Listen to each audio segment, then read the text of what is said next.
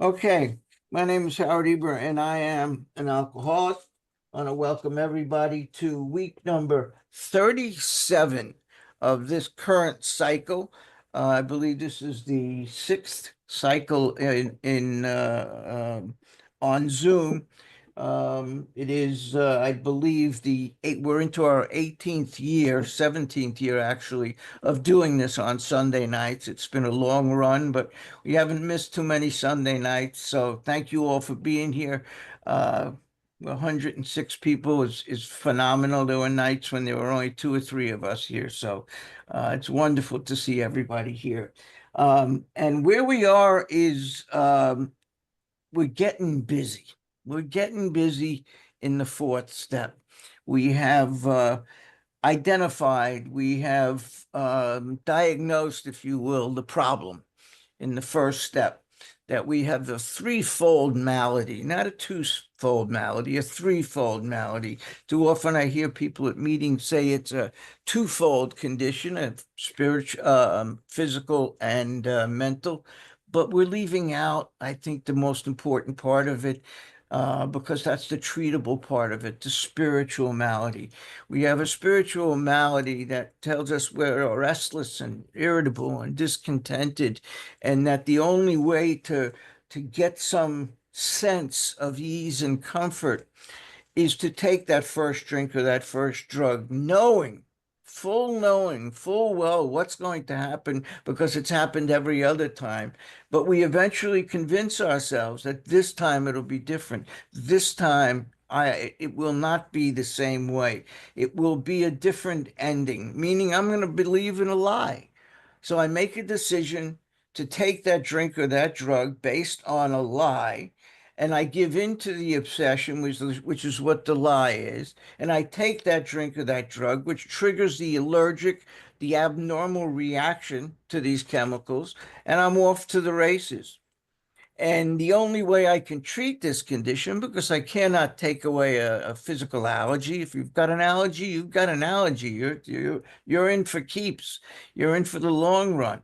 But the only thing we can treat is the thinking process that leads up to our making decisions based on lies. That we have to be restored to sanity, and understanding that sanity is defined as the ability to recognize the truth in all matters. That's what we're talking about in the second step. So in the first step, we recognize our problem is lack of power. Now, we don't have the ability to fix ourselves, that a sick mind cannot heal a sick mind, that we are in need of a power greater than ourselves, outside of ourselves, that is providential in nature, that can do for us what we could never do for ourselves. The same way these chemicals that we were reliant upon for so many years in our lives did for us what we couldn't do for ourselves. It gave us that feeling of normalcy, that feeling of yeah, everything's okay. That false sense that everything is okay. But we need something to give us that in a positive way. And that's what the second step is about, is recognizing that there is that power outside of ourselves that can do that for us. And so in the third step, we made a decision to pursue that power by beginning a course of action that James, 5 minutes. um know what that is, but let me mute that. Okay. Um, yeah, we've got some security people here who can take that if you don't mind. Okay.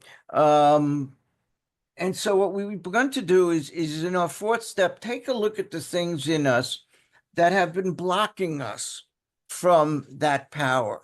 We talk a lot about finding God and letting God in, and I think we're looking at it the wrong way. In as much as we've already read, and we'll be talking more about it, that on page 55 we were told that there's a sense of that God deep down within every one of us is this fundamental concept of God, whether you call it innate intelligence, call it a gut feeling, call it just a sense of right and wrong. But there's that feeling inside of us that tells us this is not a good idea for you to be doing right now, Howard. That sense, that power, whatever you want to call it, is in us. It's not outside there to be let in. It is inside of us. The book tells us on page 55 that it is innate, which means we are born with that power. And what we've got to do is identify the things that have piled up, the clutter that's accumulated on our soul, that has built up and is blocking that power from getting out. It's not about letting the power in. It's about letting the power that's already there out. And so, in order to do that, we have to take a look at what are the things that are blocking us. If we have recognized that in the third step, there's going to be a new power, there's going to be a new marshal in town. We have a new power, we have a new director, we have a principal, we have this father. On page 62, we're told of this new entity in our life. And in order for us to access that power, we have to look at what are the things that have been ruling, controlling, and dominating us up until this point that are blocking that power from getting out.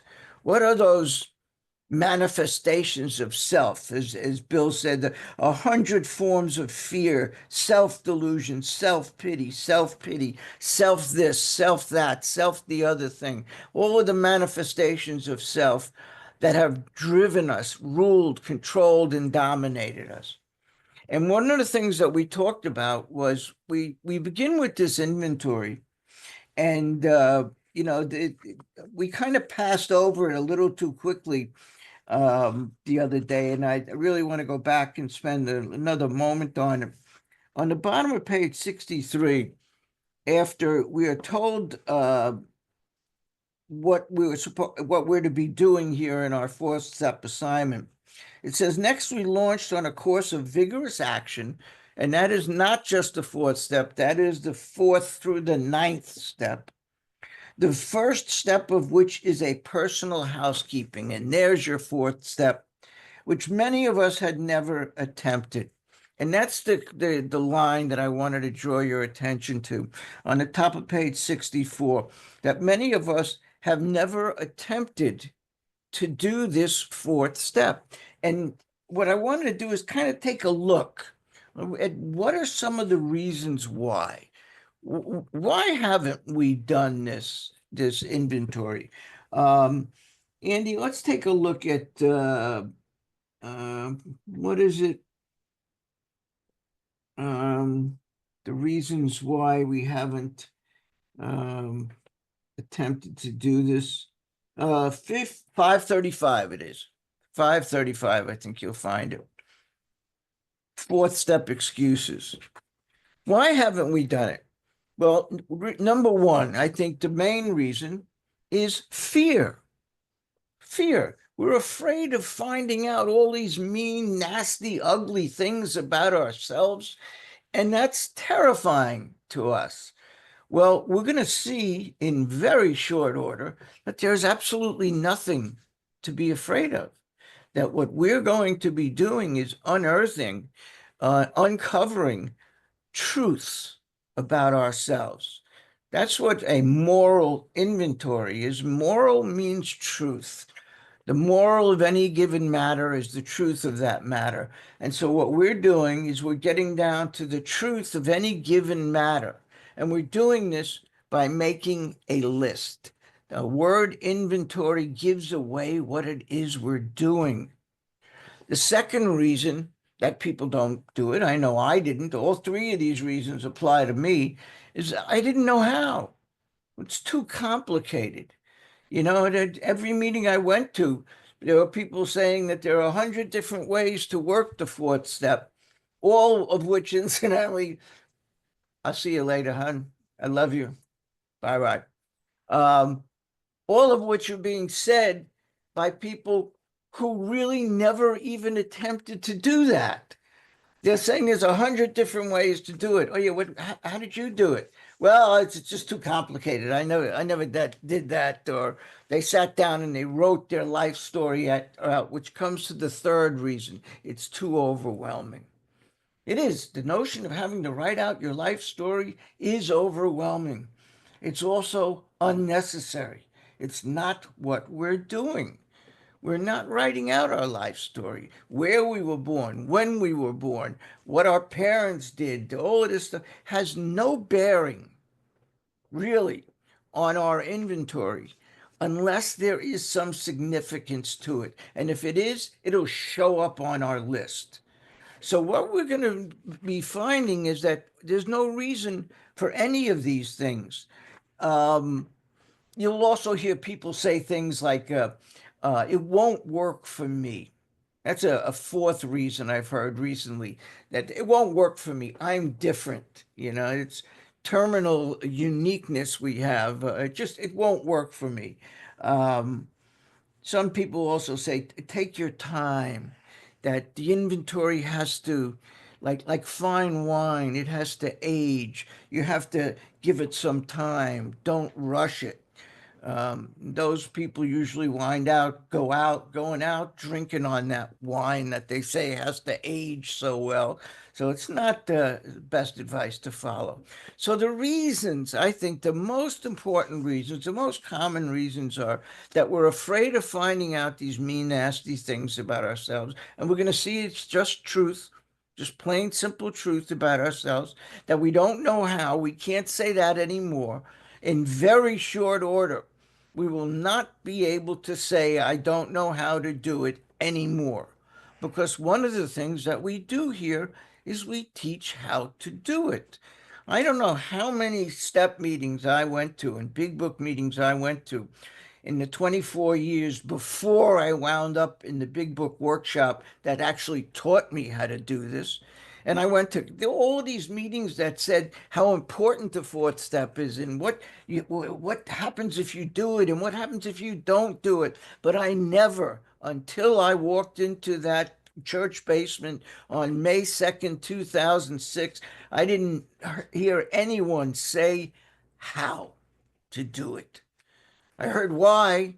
I didn't hear how. And that was to me a little bit more overwhelming because nobody's telling us how to do it. It's very complicated. This one says do it this way and that one says do it that way, and it's very simple.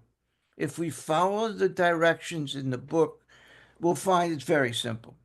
So we're going to see in very short order that it's not something to be fearful of because we're not finding out any mean, nasty, ugly things. We can't say, I don't know how, that it's too complicated because you're going to be shown how to do it. So whether you do it or not is up to you, but we can't say, I don't know how anymore. And you can't say it's overwhelming because I'm not writing out my life story. I'm making lists and then a list of another list and another list and another list. We're not writing out paragraphs.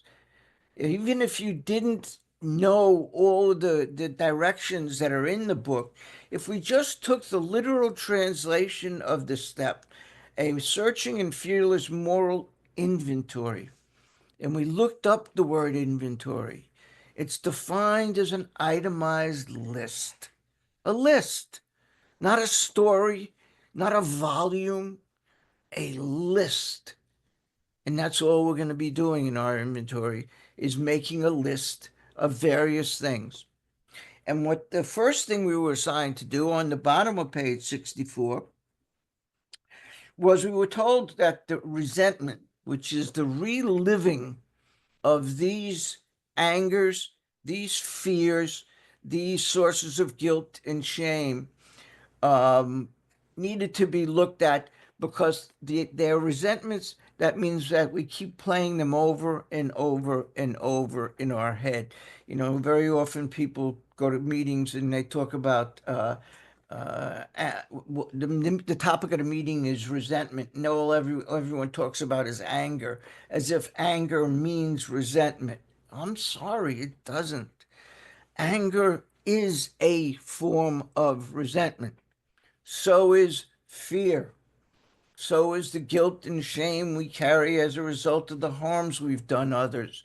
So the fact that we keep reliving these things from the moment of our consciousness in the morning, we're spinning these weaving these webs of getting even with people. And I can't believe they said this, and I'll do this and I'll do that. That's replaying, reliving the past. And that's what resentment is. Re means to do again, and resentment comes from the Latin word for sentire, which means to feel. So what we're being asked to do in the fourth step is refeel a number of things. And the first thing, and incidentally, why do we refeel these things?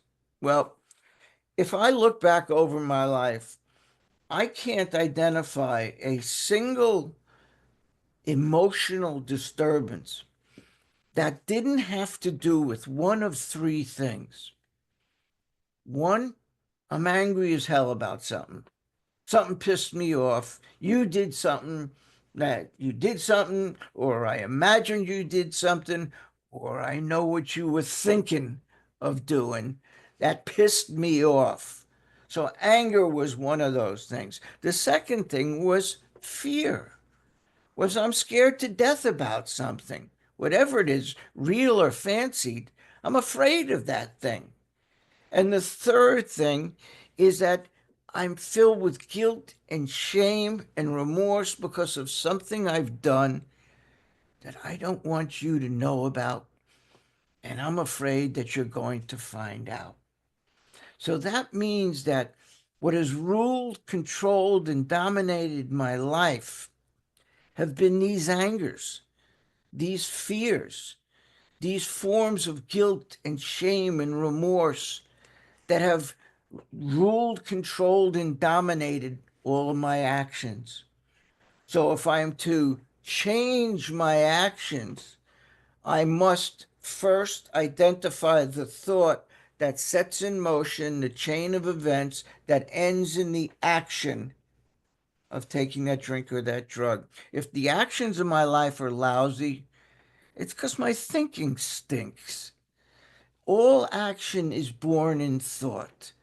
I can't reach over and pick up this pen without my brain in a thought communicating to my arm, to my hand, to my fingers to commit to the action of picking up the pen. The action is born in thought.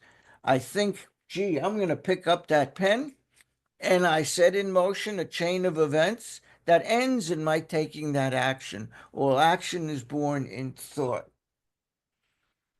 Um, every once in a while I'll hear people say that I'll think my way into good actions. I'm sorry, that I can act my way into good thinking. I'm sorry, but even that means that there was a thought that set everything in motion. The thought that I can act my way into good thinking set me on a trail of trying to do that, and it doesn't work because all action is born in thought. It's not thought isn't born in action. Action is born in thought. So if I want to change the actions of my life, change the thinking that led to them.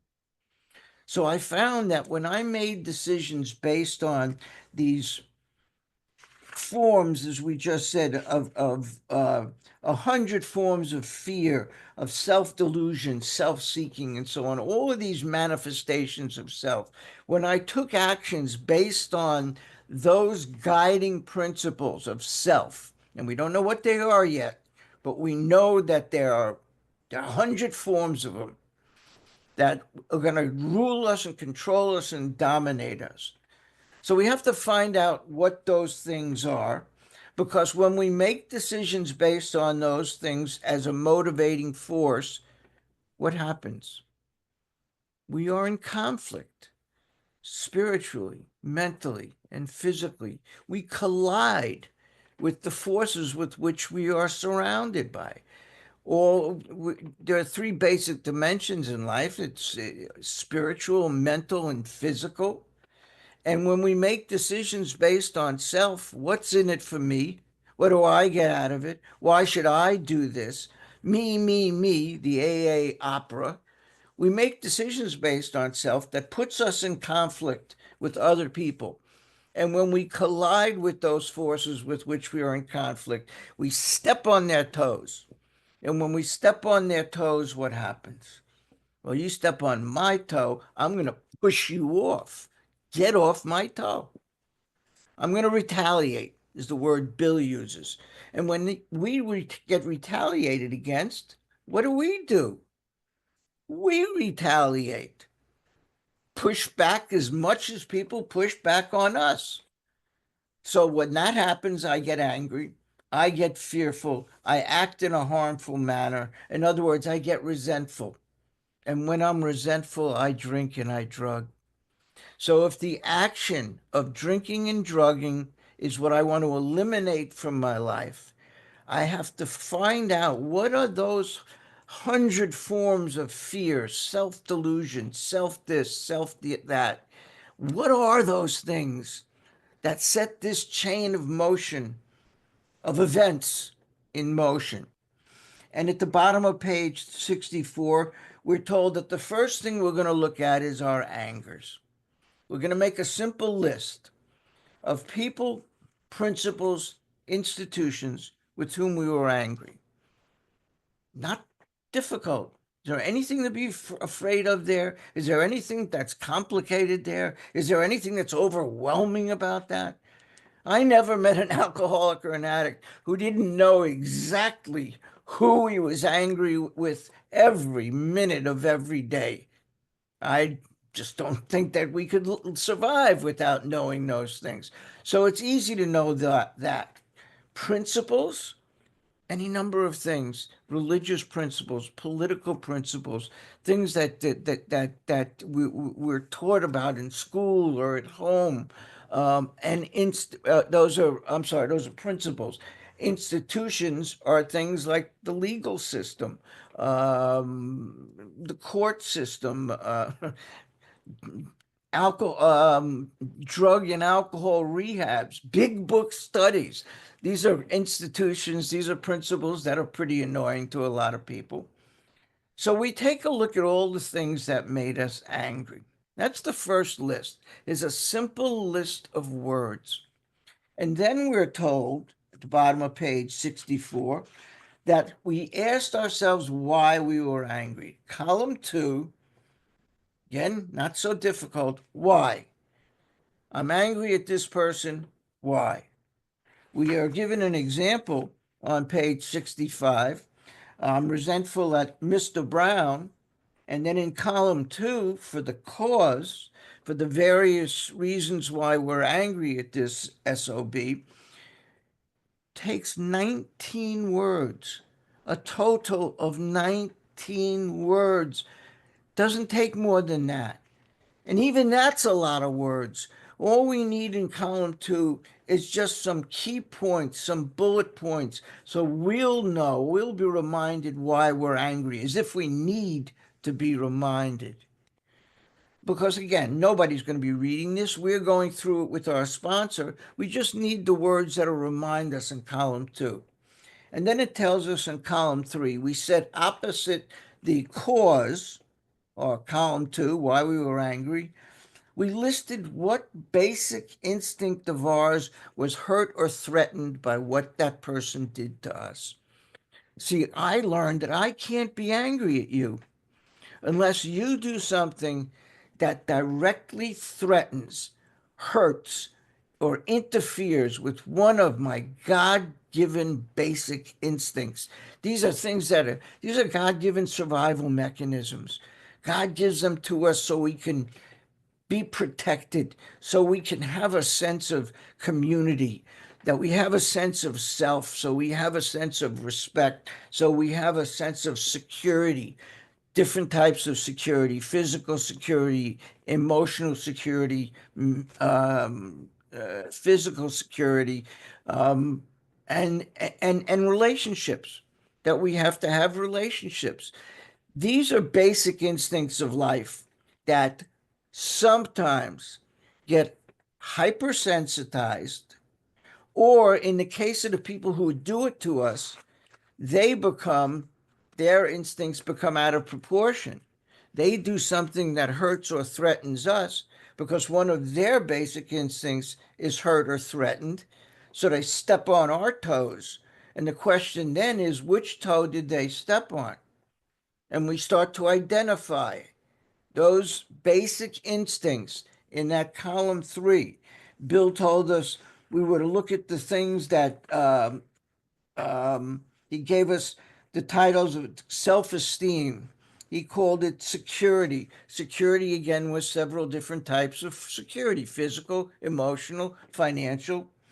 Our ambitions, our ability to accomplish tasks, personal and sex relations, self explanatory. The beautiful thing about the inventory, the way we do it in this book, is it's multiple choice. There's very little that we really need to do. Um, the first column, we list a name. What am I angry at? Who am I angry at? Column 2, we list, well, what did this person do to deserve a special place in hell? As far as I'm concerned, why are they going to burn in hell for the rest of the time? Column 2, bullet points. Column 3 is made up of the basic instincts of life that have been hurt or threatened by what they did. And like I said, it's all multiple choice. Bill gives us the options in the big book and to some extent in the 12 and 12 to choose from these things. What are the basic options, the basic instincts that are interfered with, that are hurt or threatened? Andy, do we have the um, assets inventory? Is it, I think, 531? With a review of angers, number 40, the grid for angers. No, that's a little ahead of us. Just for, oh, that's assets. I'm sorry. I'm talking about the angers inventory. Um, review of angers, 4 column. It's number 40. You have that by any chance?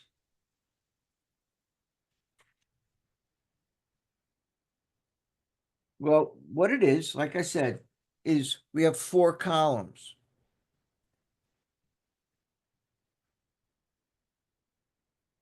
Sorry, I didn't have that prepared. I didn't know we were going to go into this like this. But we have these. Booyah. There we go. Review of angers. Column 1 is that name. Column 2, why? Here's the column 3 of the multiple choice that we're talking about. Was What was hurt or threatened? Was it my self-esteem, the way I feel about me? Was it my pride, how I feel you feel about me, how the world looks at me? Was it because of my sense of security, emotional security? And we've defined at the bottom of the column what some of these terms mean. Emotional security is a general sense of well-being, my general sense of security. You did something that threw my equilibrium way off. What is it? Is it financial security? The hip bank? Did you do something that hurts my pocketbook? Did you hurt something physically, my body? You did something that hurt me physically. How about my ambitions? My ability to accomplish tasks. I want to go to a family wedding. I mean, I really want to go to this wedding, but I don't, because this cousin that I can't stand, he's going to be there. And so my ability to attend a simple function, a family function, is interfered with because I'm angry at this particular cousin. So my ambitions have been interfered. They've been threatened. So I don't go because of that. And maybe it's because of relationships, personal and sexual relationships. Personal relationships are people I work with, people I live with, people I encounter in day-to-day life. That's pretty broad brush, But that's what personal relationships are. The people we live next to, the people we travel next to and on the bus on the way to work. Um, those are personal relationships. And then there's sexual relationships. People we are having sexual relationships with. Doesn't need a lot of explanation for that. So we ask ourselves, I'm angry at this person because they did this, and what basic instinct was interfered with? Does that sound complicated? No. Does that sound like anything to be afraid of? Not to me. And it certainly doesn't seem overwhelming. All I'm doing is picking these words. I don't even have to come up with them myself. Bill gave us the words. Just pick the one that fits. And then the last column. The last column is, what mistake did I make? And this is where we're coming down to finally identifying those different forms of fear, of self-delusion, self-seeking, self-pity. Those manifestations of self, what do they look like? Well, they look like I'm doing something because I'm frightened, or I'm irresponsible, or I'm inconsiderate. What mistake did I make? To this person, let's say I'm not going to the wedding because this particular cousin is there and I can't stand him because it's something he did. But whatever it is he did to me, did I ever do that to him? Did I ever do that to anybody else? So what mistake did I make here that I'm angry at him about making? What mistake did I make? Too often, this gets churned into people saying, what part did I play? Forget parts that you played. We're not playing parts here. What mistake did I make? Was it the same mistake that the person in column 2 made that made me angry? Did I do the same thing to him or to someone else? So which of those character defects caused me to do what I did that set in motion this chain of events that led to my being angry, that led to my uh, having a resentment towards that person? Simple. How complicated is that? Very easy to do. Now, last week we said this was our assignment. These 4 columns. We take a notebook, open it up, have 4 columns. The first 1, 2, or 3 are pretty thin because we're not writing a lot here, and most in columns it's just a word or two. So we just put down the words that fit, and then we go on to the next and the next and the next.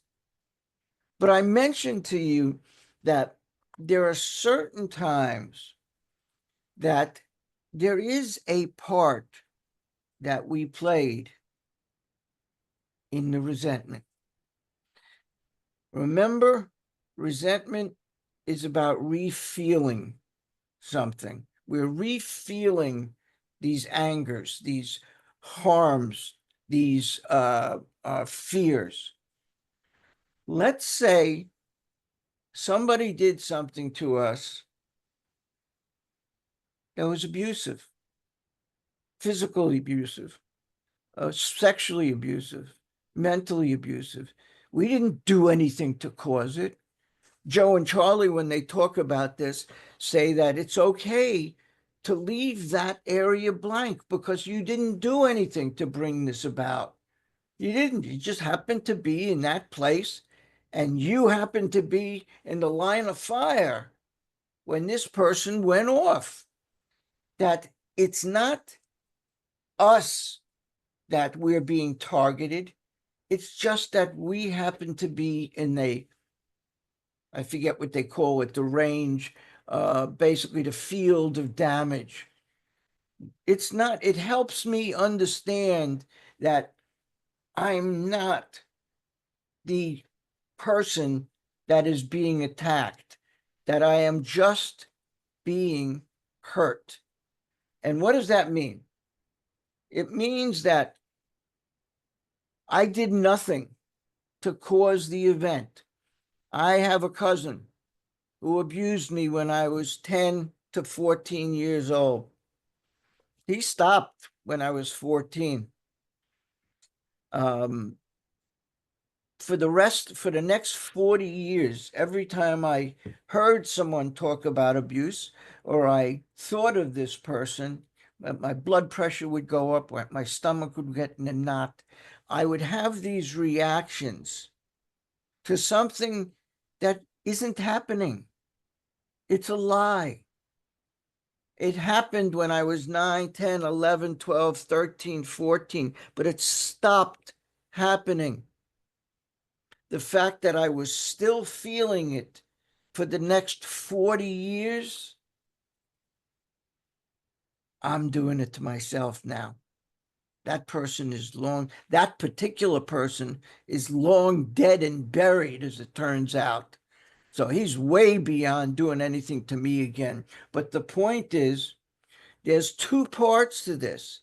There's the actual action that made us angry, that set in motion this chain of events.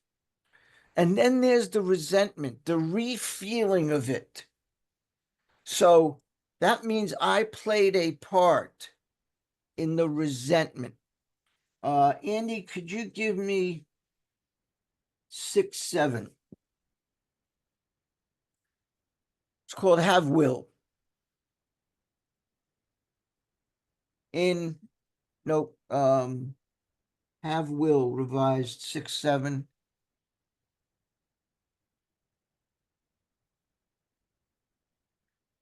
There you go. This was something that, I was never very satisfied by just saying, well, I didn't do anything, so, there's nothing to put down here. But I'm still angry about it. I'm still feeling it about it 40 years later. So I'm obviously still dealing with this.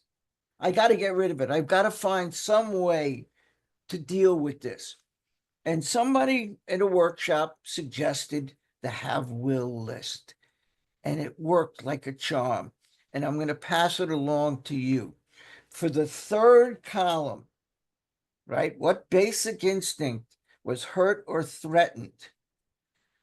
If I did nothing to cause it, but I am responsible for the resentment, what does it look like? Well, I harbored it. I gave it safe haven. I protected it. Picture a harbor, right? Boats pull into a harbor. They're safe. They're protected.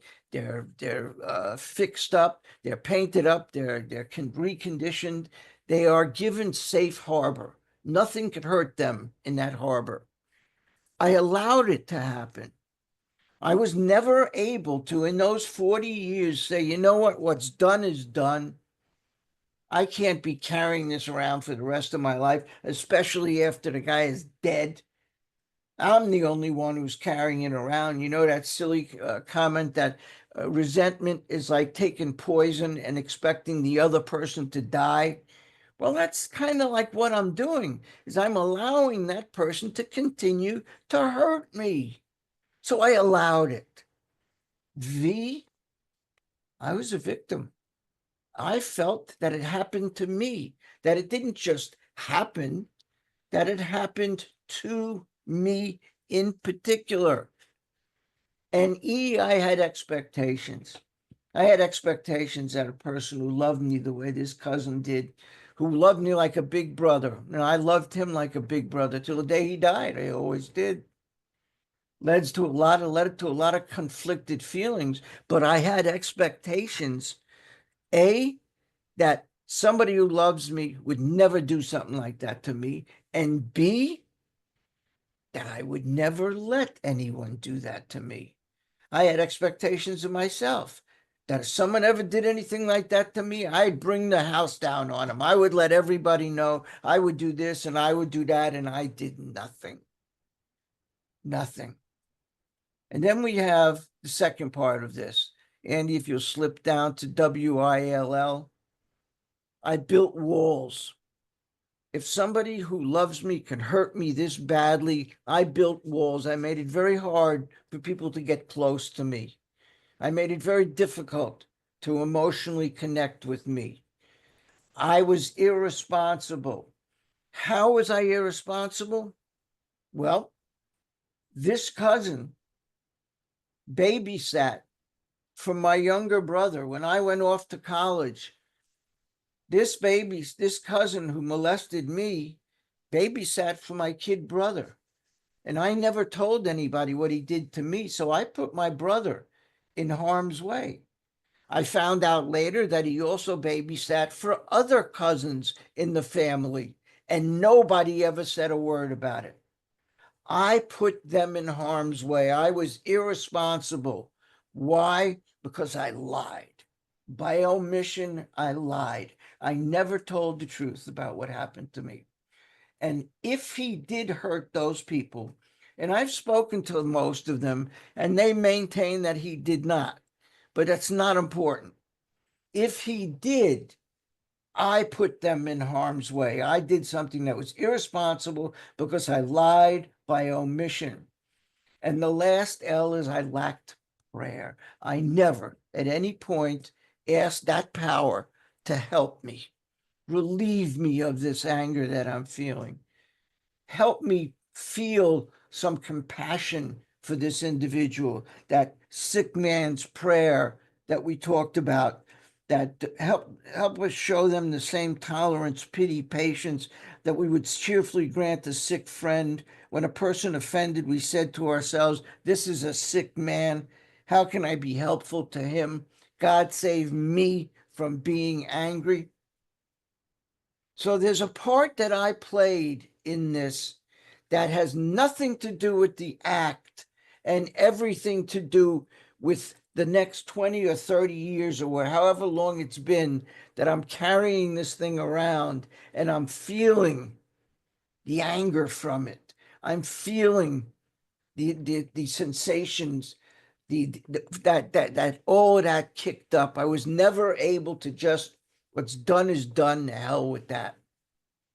Now, I don't know if that's going to help anybody, but it helped me a lot. In that last, second to last column, there is something, a mistake that I made here. This is the mistake. I allowed the resentment to continue. I carried that. He wasn't doing it to me anymore. I was doing it to me. So when I keep saying the third column, I apologize, I'm confusing you. I mean the fourth column, the mistakes that I made, besides being frightened, irresponsible, inconsiderate, dishonest, and so on. I also did these other things, these have will things that allowed me to have the resentment continue. I was never able to let go of this thing. Now, I don't know if that helps anybody. I'm hoping it does. But I've been asked a lot lately, what about situations of abuse where you did nothing? How do you deal with those things? Here's how you deal with it. We look at the resentment part of it. We can do nothing about the initial act. We were innocent bystanders in a way, but we did everything for the resentment. We did everything to carry it out for 5, 10, 15, 20, however many years we've been carrying it and been angry about it and hurt by it. We're doing it to us now. Nobody else is doing it to us. So let's go back to let's go to page 67. I think where we started, where I wanted to start is 67, paragraph 2, where it tells us to go back to our list, putting out of mind the wrongs others had done. In other words, forget column 2. Forget what they did to us. Please underline, we resolutely look for our own mistakes. Underline that, please. Circle the word mistakes. and above it write column 4. This whole paragraph, incidentally, should be highlighted in pink, and not pink, just in yellow. Where had we been? Here's where those words come from: selfish, dishonest, self-seeking, frightened. And there are other words that Bill used in the 12 and 12, like irresponsible, inconsiderate, judgmental. But I learned something here, that selfish and self-centered are two different things. Self-seeking, I'm sorry, were two different things. Self-seeking is a kind of behavior where I do something to deliberately hurt you so I could feel better about myself. I say or do something that I know is going to make you feel like crap, but I do it to feel better about myself. It's my way of saying, I'm smart, you're dumb. I talk, you listen. I'm right, you're wrong. It's an ugly, ugly habit. I had it for many years. When I would walk into my home and I'd hear the lock clicking in that door, and I know it was on the other side of the door, and I would immediately become that other person that I didn't like, so that whatever the other person on the other side of the door said, I was armed for combat. I was ready. Whatever that person said, I was going to show them that they were wrong, that they were stupid, that they didn't know what they were talking about. My motive was to make them feel like crap, because I came into the house feeling like crap, and I was going to pass that along to the other person. So where had I been in those various ways? Though a situation had not been entirely our fault, please underline this: we tried to disregard the other person entirely. And please underline, where were we to blame? Circle, if you would, the word blame. And above that, let's write the word, let's write column 4. The inventory was ours, not the other man's. When we saw our faults, please circle that word fault. We'll come back to it in a moment. We listed them. Please underline listed, and above it write column 4.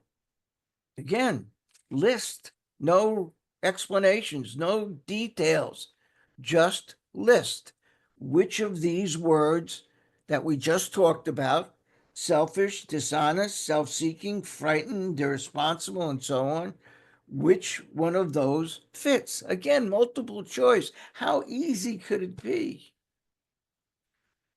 So we tried to disregard the other person entirely.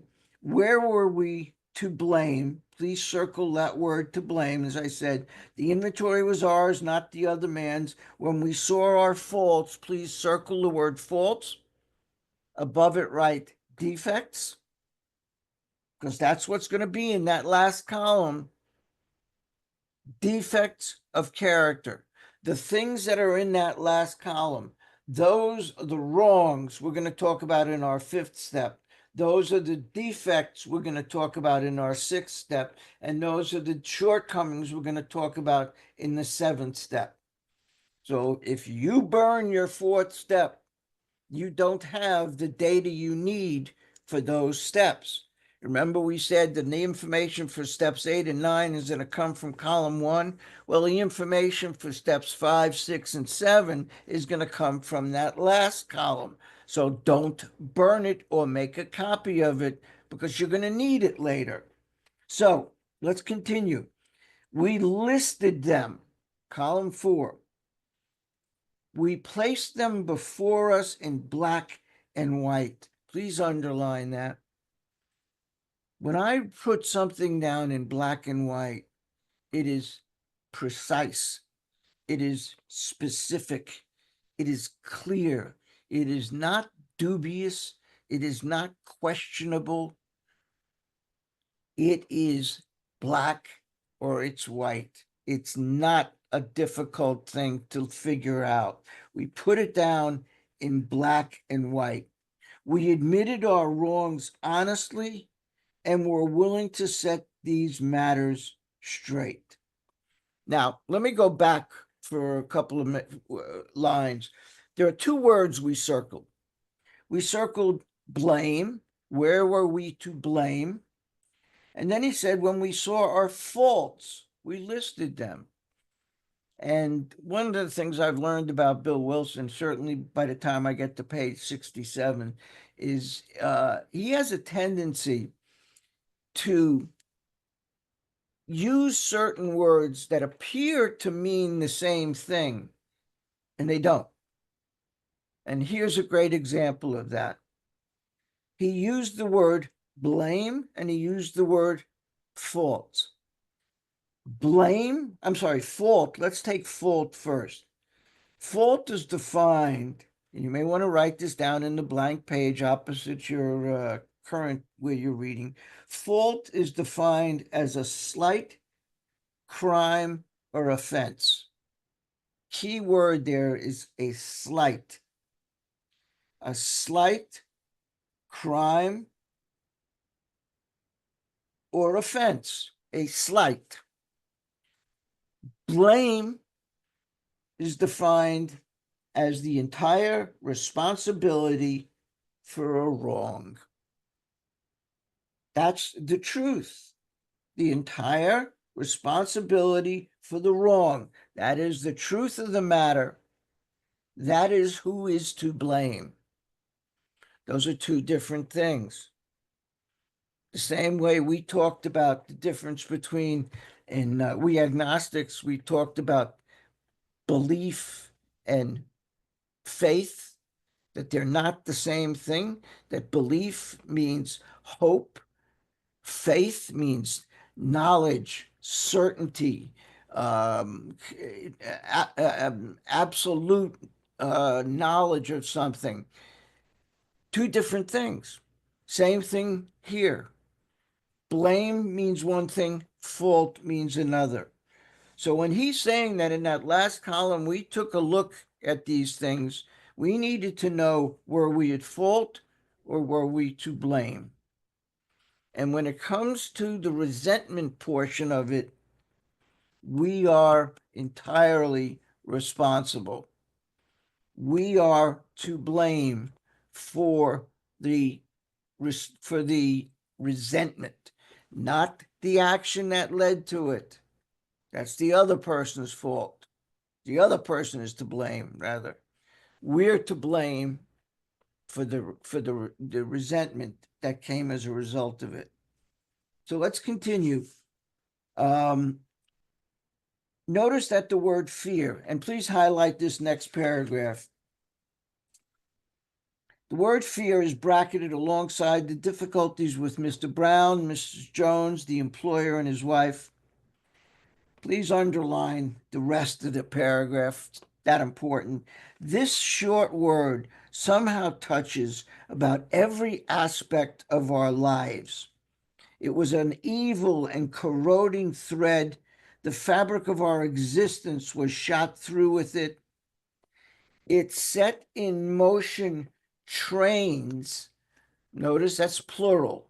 Trains of circumstances.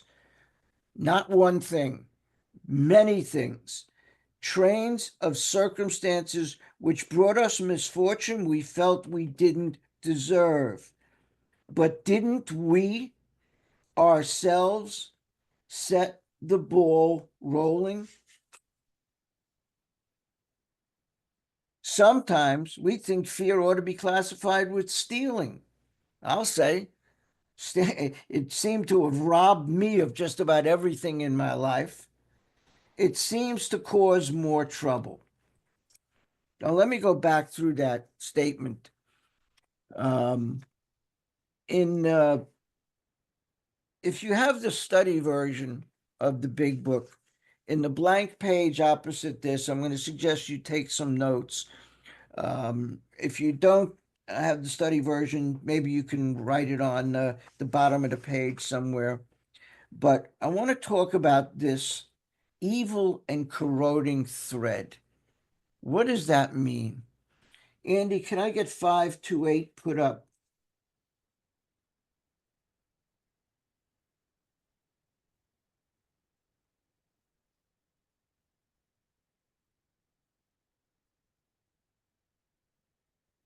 Looking over my life, I cannot cite an emotional problem that I've ever had that didn't revolve around one or more of the following things. Now, think about this. Any emotional disturbance I ever had to do with one or more of the following things. One, I'm afraid of losing something I have. I'm afraid you're going to take something from me that I've got. Number two, let's go to the next page. I'm afraid of not getting something I want. You've got something, I want it. And I'm afraid I'm just not going to get it. Whether I deserve it or not has no bearing on this. So fear is this thread that runs through all of these things, that I'm afraid of losing something I've got. I don't want you to get it from me. Or I'm afraid of not getting something I want, that you're not going to let go of that thing, that I'm not going to be able to get that out of your clutches. And here's number three.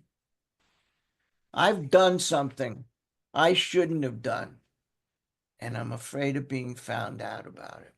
Can anyone identify with that one? Yeah. One of the three things, this corroding thread that runs through my life, this fear, has run through my life in several ways. It manifested as losing something that I have. I don't want to lose it, but I'm afraid I'm going to lose it. It manifests of not getting something I want. I'm afraid of not getting it. Or it manifests itself in guilt and shame and remorse about something I've done. And I'm terrified you're going to find out about it. I don't want you to know about that stuff. Does that make any sense? That evil and corroding thread. So let's do this. Also, in the blank area opposite this, we're going to be talking about two types of fears. Andy, if you can give me, well, let's see, which is the one that we're looking for? We're looking for number 6, 7. It's the rational and irrational fears. Do we have 6, 7? I didn't leave it out, did I? There we go. I want you to write down two columns. On the left column, we're going to write rational fear. On the right column, we're going to write irrational fear. Now, let's distinguish what they are. A rational fear is a truth. It keeps us safe. These are survival mechanisms, God-given survival mechanisms. It is rational, perfectly rational. Rational? Not rationable. Perfectly rational to have some fear of the dark. Why? We're not born with headlights. We're not Fords or Jeeps. We don't have headlights built into our head. So it's normal to have a certain degree of fear. That's a rational fear. Keeps us safe. It's makes sense to have a fear of heights. We're not born with wings. Could be very dangerous if we're not careful about heights. These are God-given survival mechanisms that keep us safe.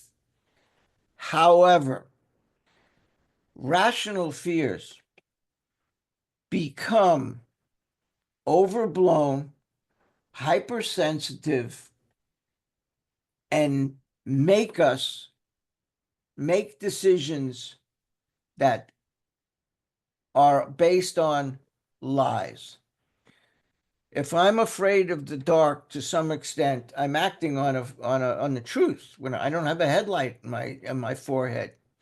But if I don't go outside at any time that it's dark out, or I won't go into a room unless every light in the room is on. It has turned into a lie.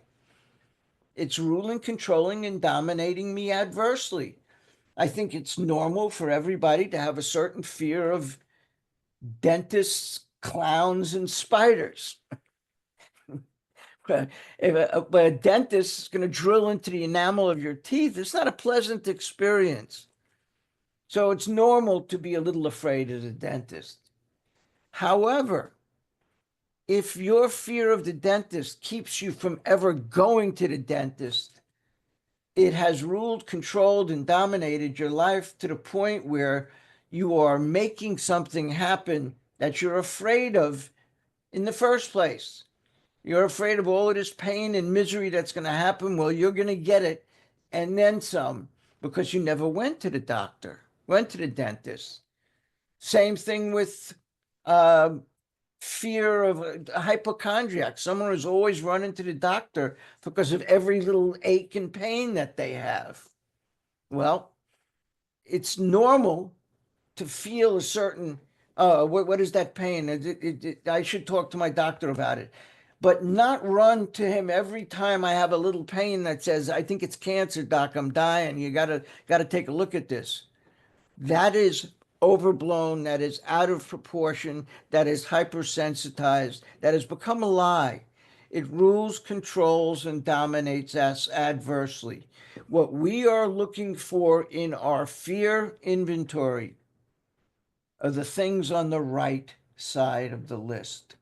These irrational fears, these things that have ruled, controlled, and dominated us adversely. Let's take a look at top of page 68. Now, for years, I did the fear inventory wrong. I taught it wrong because I taught it the way I was taught, which is columns, the same way we did the anger inventory. Who am I angry at? Who am I afraid of? Why? Column 2. Why was I afraid of that person? Column 3. What basic instinct was hurt or threatened but made me afraid of that person? And so on. Now, I never felt that solved any problems in my life. And so when my first sponsor passed away and I adopted a new sponsor who still is my sponsor, my first question is, how do you do the fear inventory? I don't ever seem to get any gratification out of the way it says to do it in the book. And he said, well, how are you doing it in the book? And I told him, and he said, you're doing it wrong. The book doesn't tell you to do it that way. He said, turn to page 68 and do exactly what it says to do, and you'll see how wrong you were. So we'll take a look quickly, and we have time to do this. We reviewed our fears thoroughly. Please highlight this whole first paragraph. We reviewed our fears thoroughly. We put them on paper. Please underline that. So the first assignment we're being given here is to write down what you're afraid of. I am afraid of. I don't know, Andy, did I give you the fears prompt list? Yeah, 4-1. We may run a few minutes over. I apologize. 4-1. It's a fear prompt list. It's just to give you an idea of some fears. Here's one in particular, fear of confrontation. Now, there's different ways to look at that. I could have a fear of confrontation, like as an employer, I got to straighten out one of my employees, and I don't like that. I don't like having to come down on a person and give them a hard time and so on. I don't like that. But there's another type of confrontation I don't like, which is before I go to work in the morning, I look out my front window to make sure none of my neighbors are coming out of work to go, coming out of their house to go to work at the same time because I don't want to confront another human being. I have this fear of people. Remember in the so-called promises, fear of people and of economic insecurity will leave us. That's the fear of people I'm talking about. I go into a grocery store and I see all the way at the other end of the store is Andy. And I don't want to talk to Andy. For some reason, I'm pissed off at Andy. I go out of the store and I'll come back later because I don't want to have a confrontation with him. Just simple confrontations. And as you get older, I think you'll find some of these things towards the end of the list. Fear of, Andy, if you want to pull it up a bit, fear of cancer, fear of heart attack, fear of Parkinson's, fear of physical pain, fear of being found out, fear of missing out, all of these various fears. Just write down. I'm afraid of writing inventory. How's that one? That's what we're asked to write down. There's no other columns here. One column, I am afraid of, period. Let's get back to the book for a minute. It says, even though we had no resentment in connection with them. So they don't have to have been on our anger list. That's number one. Put number one above. We reviewed our fears thoroughly. We put them on paper. That's number one. Assignment number one. Make a list. Number two, here's the number two assignment. We asked ourselves why we had them. Please underline that. Bill is a beautiful teacher. He's a wonderful teacher because he always gives us the answers to the questions he poses. And watch how he does that here. We reviewed our fears. We put down, I am afraid of intimacy. Okay. We asked ourselves why we had them. Now, let's say intimacy. I'm afraid of being found out, that I'm not God's gift to women. Whatever the case may be,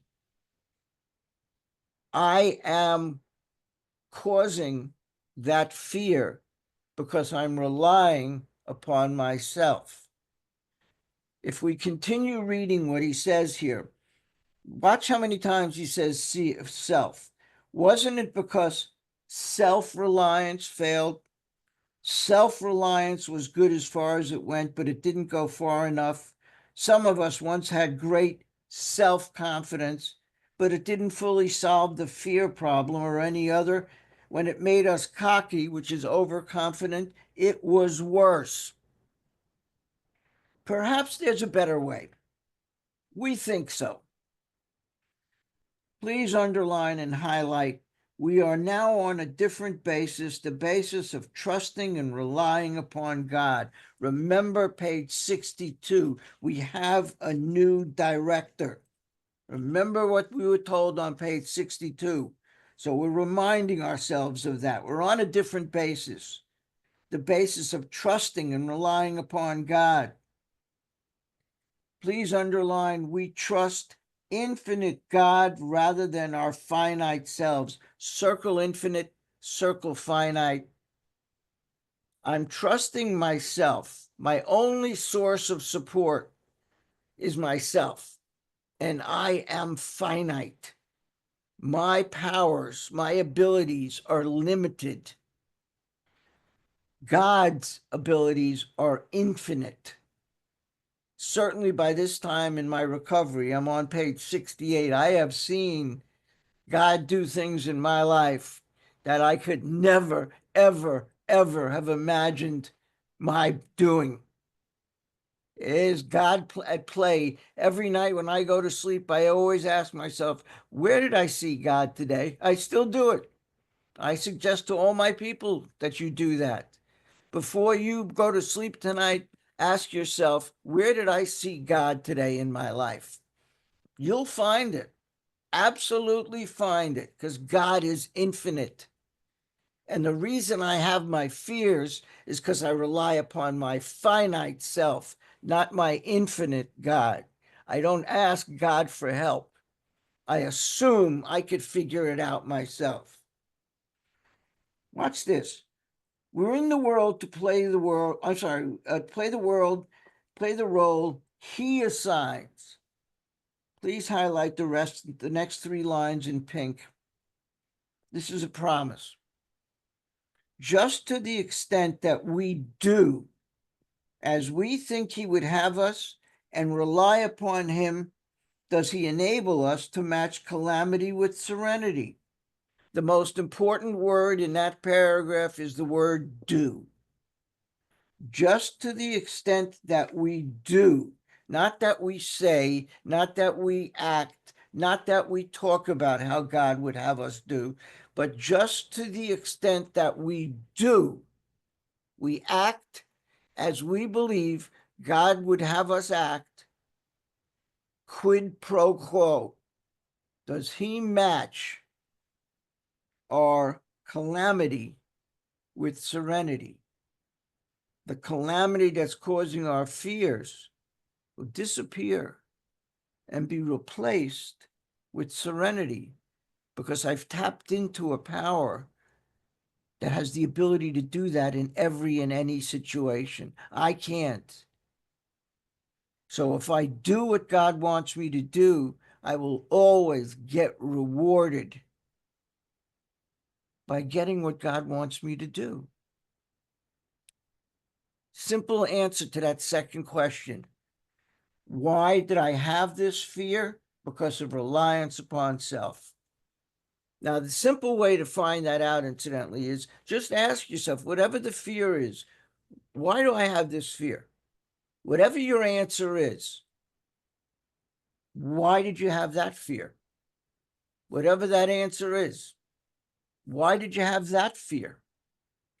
Eventually, you will get down to over reliance upon self and lack of reliance upon God. If you continue to ask yourself the question, why did I have that fear? Okay, why did I have that fear? Why did I have that fear? It will always come down to reliance upon self and not reliance upon God. Just ask that question until you get that answer, and you'll get it.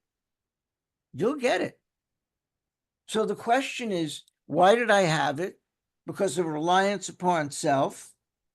And here's how we deal with it. We never apologize to anybody for depending on our Creator. We can laugh at those who think spirituality the way of weakness. Paradoxically, it's the way of strength. The verdict of the ages is that faith means courage. Please highlight all men of faith have courage. They trust their God. We never apologize for God. Instead, we let him demonstrate through us what he can do. And here's number 3. Please highlight the rest of this paragraph in pink. And this is the third instruction. There are only 3 instructions in the fear inventory. Number 1, what is it? Write down, I'm afraid of. Number 2, why did I have it? Reliance upon self. Number 3, we asked him to remove our fear and direct our attention to what he would have us be. What would God have me be in every situation? Courageous. That's what God wants me to do, is to be courageous. He doesn't want me to run my life on fear. So we ask him to remove our fear and direct our attention to what he would have us be. God, help me be courageous. Whatever this is, I'm afraid of making this phone call. I'm afraid of asking this girl out on a date. I'm afraid of asking this guy for a job or a raise. What is it that I'm afraid of doing? I ask God to give me the courage to do that, to direct my attention to what he would have me be. And look what happens. At once, circle that. We commence, circle commence, to outgrow fear, circle outgrow. 3 times in one sentence, he tells us that we're not going to be removed, our fear isn't going to be removed immediately. We have begun a process. The end result will be the elimination of fear. We begin it by identifying it in our 4th step. And by the time we get to our 7th step, we are well trained and well versed in how to replace fear with courage, because we've been doing it since our 4th step. So your written inventory for fear looks like this. I am afraid of. I am afraid of. I am afraid of. I don't have to write anymore, because the answer of what I'm afraid of is always the same thing. Reliance upon, why do I have it? Reliance upon self. And how do I correct that? How do I deal with it? I ask God to give me the courage to overcome that fear and act courageously. And immediately, he begins to reward me with the courage that I need to overcome the calamity in my life. Why? Just to the extent that I do as he would have me do, does he reward me with what I need. I don't need chaos and calamity. I need serenity and peace of mind. And if I ask God to grant me courage, I'll be rewarded with that. And that's the fear inventory. There's not a lot more to it. We'll spend a little bit more time on it next week, but that's all you have to do for next week's inventory is take out that prompt list that we showed you, the fear prompt list, and on a piece of paper write out, I am afraid of whatever it is. On the next line, I am afraid of. And if you feel it necessary to write out, well, am I afraid of that? Well, I relied upon self. Okay, write it out. Eventually, you'll get tired of doing that, and you just write reliance upon self, lack of reliance upon God, because you'll get used to it. All we have to do is ask God to give us the courage that we need to overcome the fear. Grant us courage. I know we ran a little bit late. I apologize for that, but we'll hang around a little bit if anyone wants to talk about this. Let me just